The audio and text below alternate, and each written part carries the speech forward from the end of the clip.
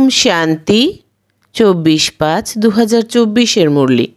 বাবা বলছেন, মিষ্টি বাচ্চারা, দেহি অভিমানী বাবা তোমাদের দেহি অভিমানী ভবর পাঠ পড়ান। দেহ অভিমানকে পরিত্যাগ করাই হলো তোমাদের পুরুষার্থ। প্রশ্ন: দেহ অভিমানী হলে সর্বপ্রথমে কোন রোগ উৎপন্ন হয়? উত্তর: নামরূপের। এই রোগই বিকারী বানিয়ে দেয়। তাই বাবা বলেন, আত্ম অভিমানী হয়ে থাকার অভ্যেস করো। এই শরীরের প্রতি তোমাদের কোনো আকর্ষণ বা মোহ থাকা উচিত নয়। দেহের আকর্ষণ থেকে মুক্ত হয়ে একমাত্র বাবাকেই স্মরণ করো, তবেই পবিত্র হয়ে যাবে। বাবা তোমাদের জীবন বন্ধ থেকে জীবন মুক্ত হওয়ার যুক্তি বলে দেন। এটাই হলো তোমাদের পড়াশোনা। ওম শান্তি।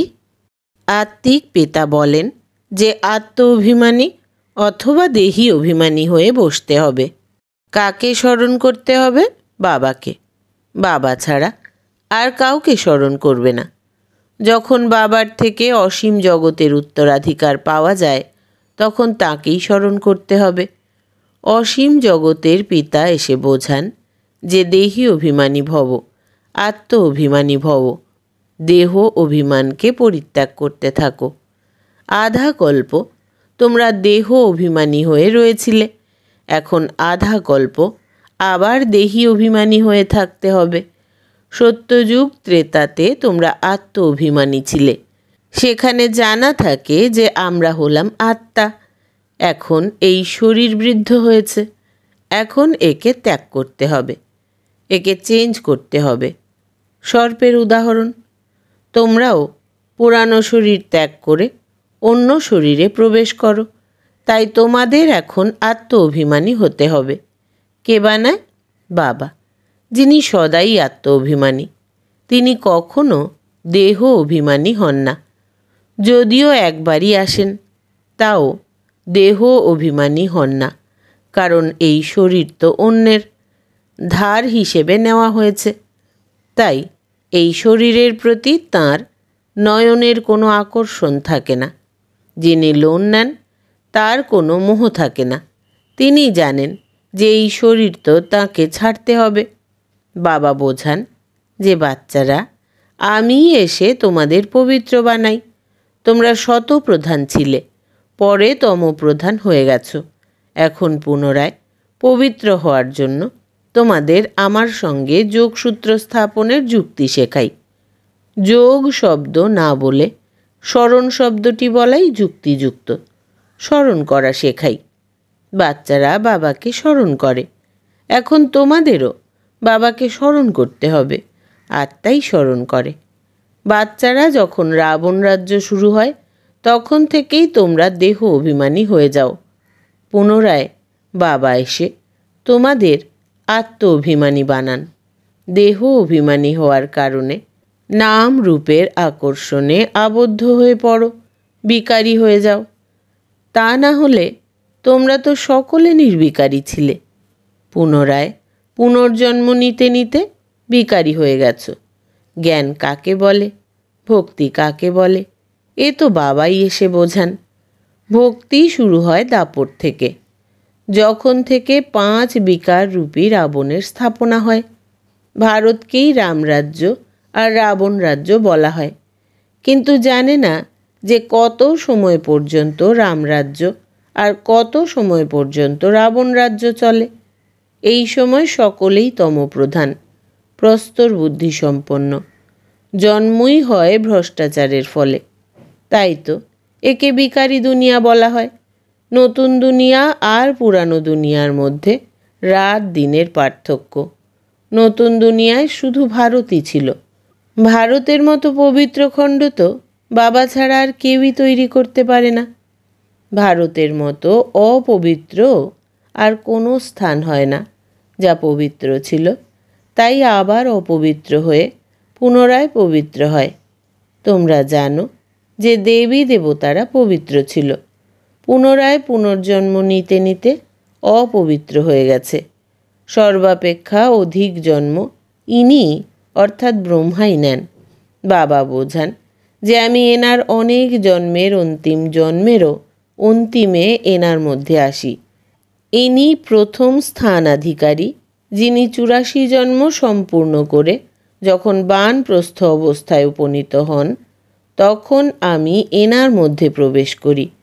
ত্রিমূর্তি ব্রহ্মা বিষ্ণু শঙ্করও রয়েছে, কিন্তু কেউই জানে না, কারণ সকলেই তমপ্রধান, তাই না? কারো বায়োগ্রাফি অর্থাৎ জীবনচরিত কোনো মানুষেরই জানা নেই। পূজা করে, কিন্তু সবই হলো অন্ধশ্রদ্ধা।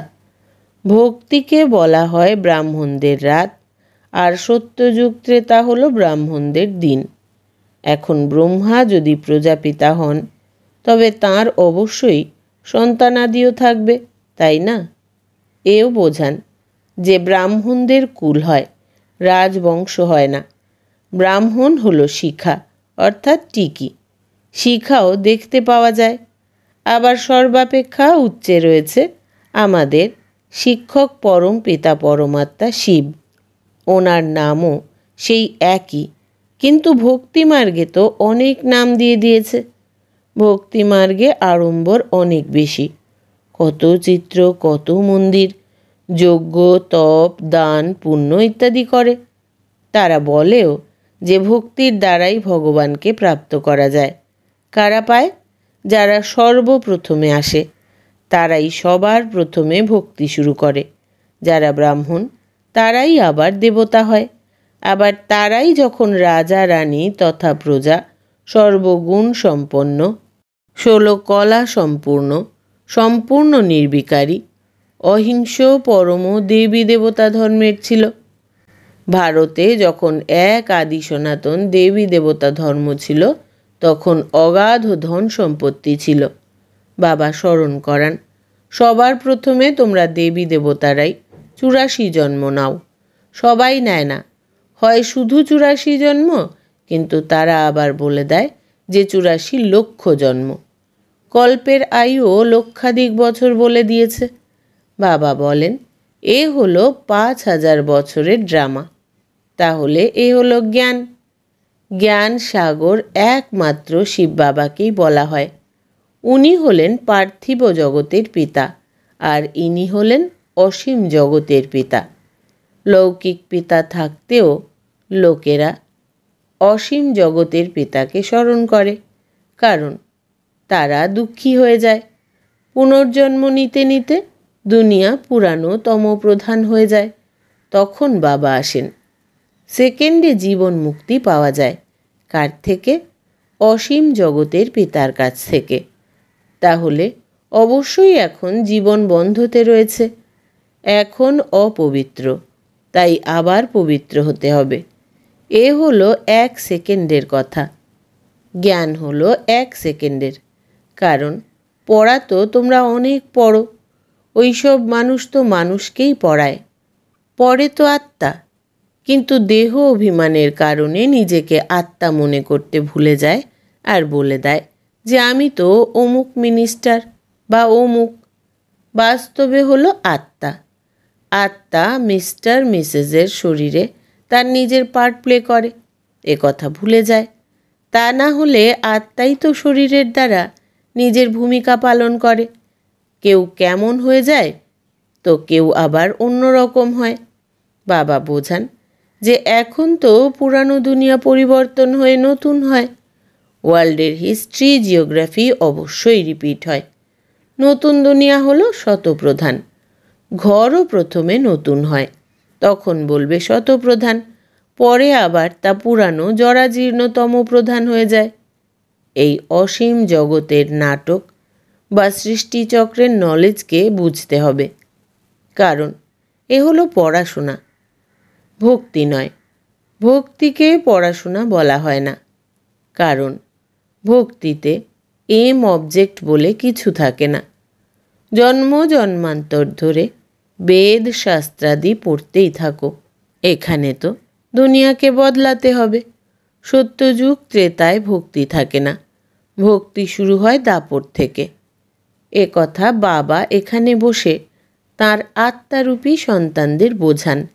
একেই বলা হয় আধ্যাত্মিক নলেজ বা আধ্যাত্মিক জ্ঞান। আধ্যাত্মিক নলেজ কে শেখাবেন? সুপ্রিম আত্মা অর্থাৎ পরম পিতাই শেখাবেন। তিনি তো সকলেরই, তাই না? লৌকিক পিতাকে কখনো পরম পিতা বলা যাবে না, পারলৌকিককেই পরম পিতা বলা হয়। তিনি হলেন পরম ধাম নিবাসী। বাবাকে স্মরণও এভাবেই করা হয়, হে গড, হে ঈশ্বর। বাস্তবে ওনার নাম একটি, কিন্তু ভক্তিতে অনেক নাম দিয়ে দিয়েছে। ভক্তির বিশ্বাস অনেক।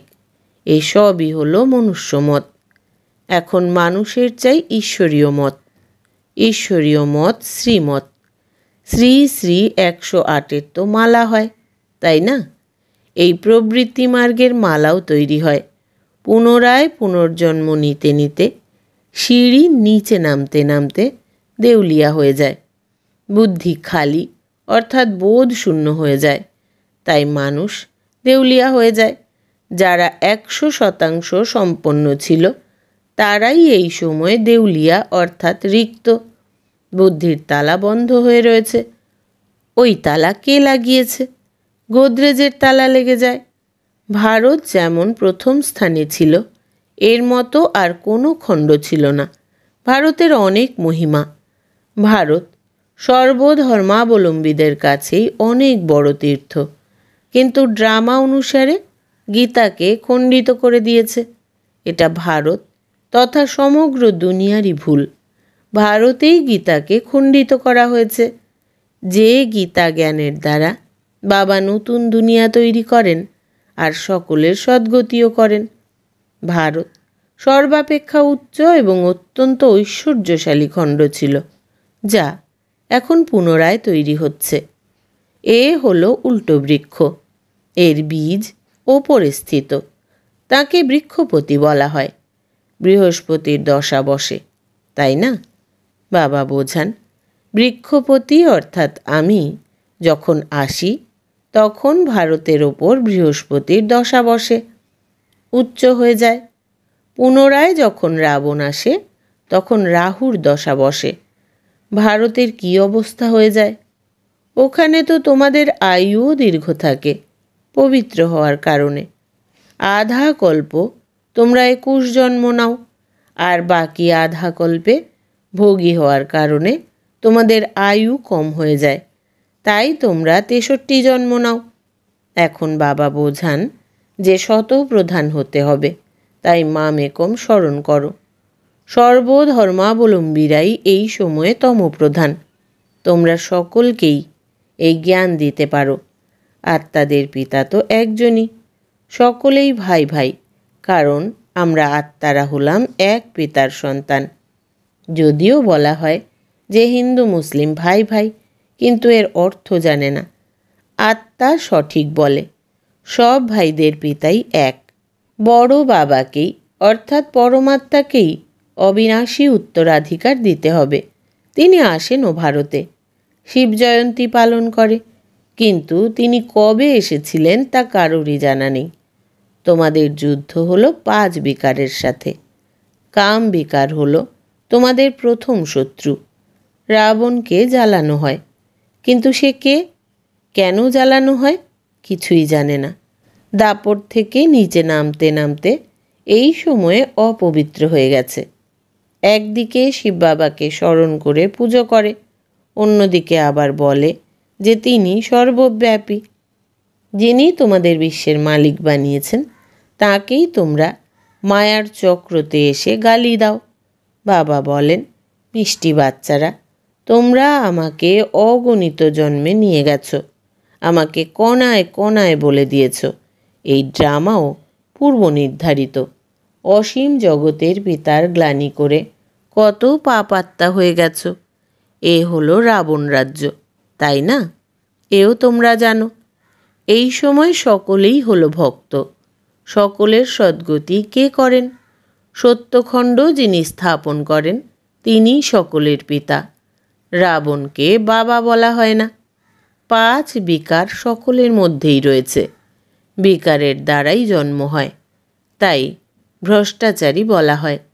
দেবতাদের বলা হয় সম্পূর্ণ নির্বিকারী। এখন হলো সম্পূর্ণ বিকারী।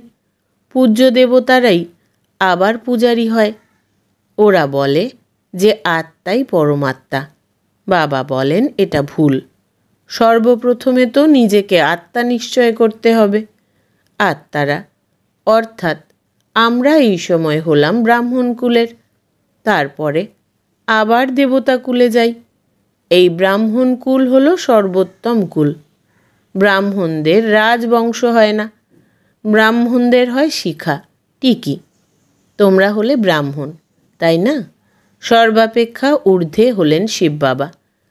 ভারতে বিরাট রূপ অর্থাৎ গীতায় যে দেখানো হয়, কিন্তু তাতে না ব্রাহ্মণদের শিখা রয়েছে, না সেই শিখার অর্থাৎ ব্রাহ্মণদের পিতা রয়েছেন। অর্থ কিছুই বোঝে না, ত্রিমূর্তির অর্থও বোঝে না। তা না হলে ভারতের কোট অফ আর্মস অর্থাৎ রাজচিহ্ন ত্রিমূর্তি শিবেরই হওয়া উচিত। এখন এ হলো কাঁটার জঙ্গল, তাই জঙ্গলি জানোয়ারদের কোট অফ আর্মস অর্থাৎ অশোক স্তম্ভে বানিয়ে দিয়েছে। তাতে আবার লিখেছে সত্যমেব জয়তে। সত্যযুগে তো দেখানো হয় যে বাঘে গরুতে একত্র হয়ে জলপান করছে। সত্যমেব জয়তে অর্থাৎ বিজয়। ওখানে সকলে ক্ষীরখণ্ড অর্থাৎ মিষ্টি মধুর সম্পর্কে একত্রিত হয়ে থাকে। নুন পানি অর্থাৎ তিক্ত সম্পর্ক হয় না। রাবণ রাজ্যে নুন পানি আর রাম রাজ্যে ক্ষীরখণ্ড হয়ে যায়, তাই একে বলা হয় কাঁটার জঙ্গল। একে অপরকে প্রথম সারির কাঁটা অর্থাৎ কাম বিকারের কাঁটায় দংশন করে। বাবা বলেন কাম মহাশত্রু, এ আদি মধ্য অন্ত পর্যন্ত দুঃখ দিতেই থাকবে। নামই হলো রাবণ রাজ্য।